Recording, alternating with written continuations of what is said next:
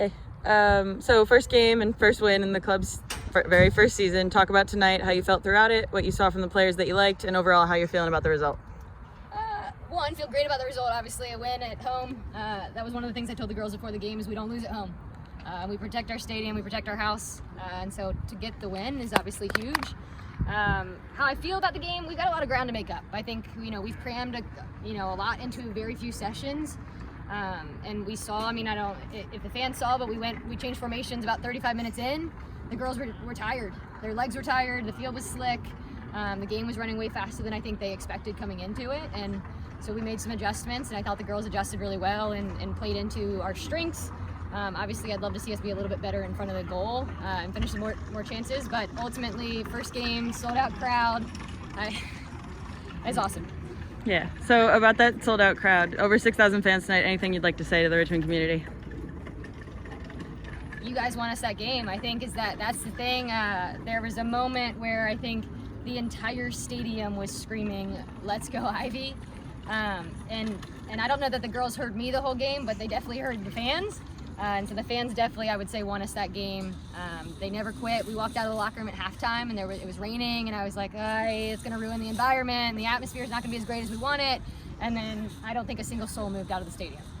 They were just getting rained on just like we were, and all I can say is thank you. It's incredible to have the support of Richmond, and we felt it. And as you've talked about before, some of the girls have never seen a crowd like this. How did you help them, keep their composure tonight and keep those nerves down? And how did they, get around that and keep the energy?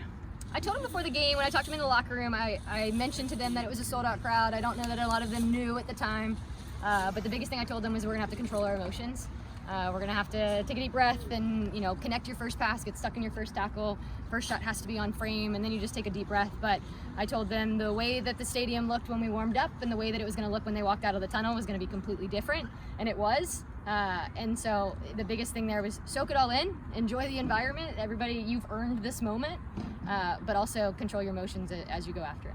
Awesome. And last one from me, obviously Bree Bem finds the back of the net first for the Ivy. Talk about her performance a little bit, and then talk about the attack as a whole, everything you saw from Cam, from Kana, everybody up top. Yeah, it's funny. We actually came into the match not thinking Bree was going to play much. We thought she was going to be about 20 minutes, given kind of some things were going with her and the way we had chatted about it as a staff. And then we checked in with her, and she was feeling great, and so we said, sure, we're going to let her keep running.